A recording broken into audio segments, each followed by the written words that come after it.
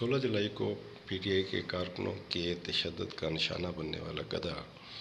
آج دم توڑ گیا۔ پی ٹی آئی کے کارکنوں نے 16 جولائی کو اس گدھے پر ایک مخالف سیاسی جماعت کے لیڈر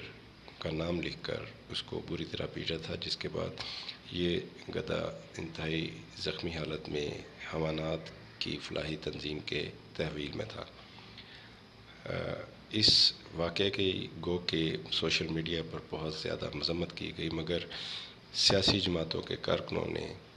اس کا کوئی اثر نہ لیا، اور اس کے بعد 18 جولائی کو ایک اور گدھے کو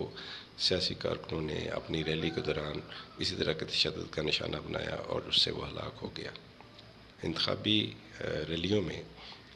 کسی گدھے کو سیاسی کارکنوں کی طرف سے تشدد